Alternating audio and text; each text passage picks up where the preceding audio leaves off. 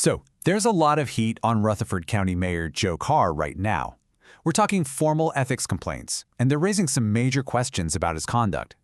Today, we're going to break it all down: the allegations, what he said in response, and the backstory you need to understand what's really going on. All right, let's get right into it. This whole situation really blew up when a series of ethics complaints were filed against the mayor, and you can just feel it, right? This is setting the stage for a huge political showdown in Rutherford County. Okay, so who's making these claims? Well, one is a local resident, Jason Bennett, and the other is the county property assessor himself, Rob Mitchell. And look at this list, it's a lot.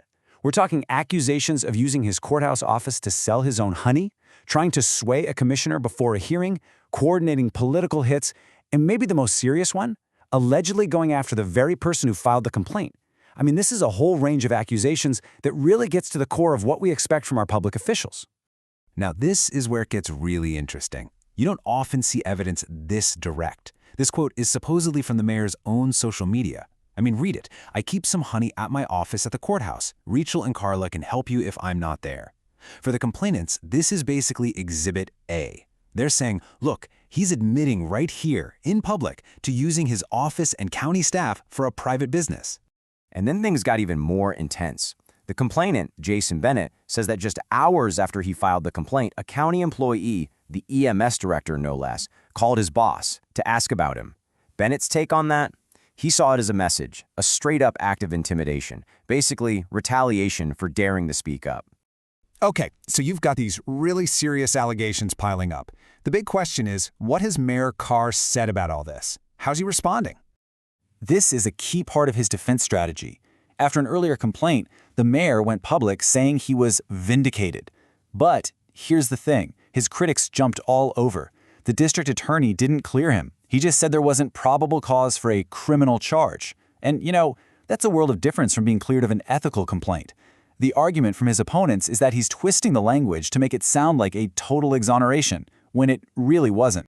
And this fight with property assessor Rob Mitchell, it is a total back and forth. Mitchell is on one side saying the mayor allowed people into his office without permission and leaked private info to the press. And what does Carr do? He fires right back, pointing the finger at Mitchell's leadership, blaming him for an error rate so high that the state had to step in and take over. Two completely different stories. And just recently, this whole thing took another turn.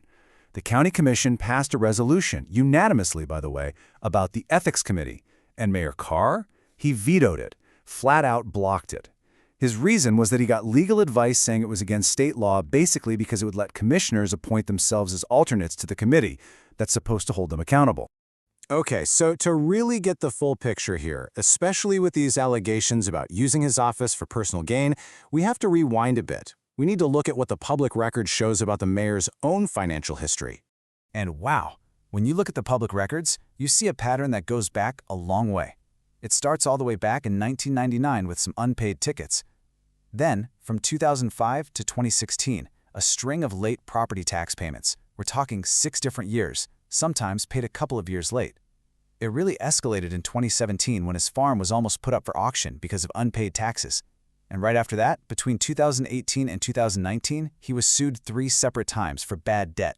And let's talk about this number, $12,000. To be clear, that's not the total debt. That was the settlement for just one of those 3 lawsuits for bad debt, all filed within about a 6-month window. It just gives you a sense of the scale we're talking about. Now, an editorial that's been making the rounds points to what it calls a huge contradiction. It alleges that while he was struggling to pay his own personal property taxes, he was also donating tens of thousands of dollars to political campaigns. It's a contrast that his critics are really hammering home. So it's not just about personal finances. There's another layer to this story, which involves a whole set of allegations about his professional life and his business dealings over the years. And again, it's quite a list. There are allegations about a company, Virtual Edge, which was apparently dissolved, not sold, and didn't pay property taxes, an incident in 2012 at a company called Quality Tire, where he was allegedly fired and then retaliated by canceling county contracts, a failed talk show attempt after a Senate run, and then there's this TDEC appointment in 2019, which sources claim was a reward for political donations, and that he was later let go over allegations of sexual harassment. It's a lot to unpack. So here's where it all comes together, the past and the present. His critics aren't just bringing this stuff up for no reason. They're drawing a straight line from this history of conduct directly to the ethics complaints he's facing right now as mayor. And this quote from that editorial really sums up their argument. It's pretty blunt. Someone who has a history of financial failures in their personal life is not someone we should trust with running our government.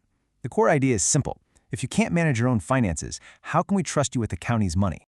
So for his critics, what's happening now isn't just a one-off mistake or a misunderstanding. They see these ethics complaints, the honey selling, the alleged retaliation, as just the latest example in a long-established pattern of behavior. They believe it shows someone who consistently blurs the line between what's for personal gain and what's for public service. And all of this really leaves the people of Rutherford County with a big question to wrestle with.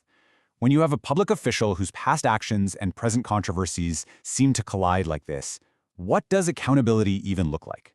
It's a fundamental question about public trust and the standards we hold our leaders to.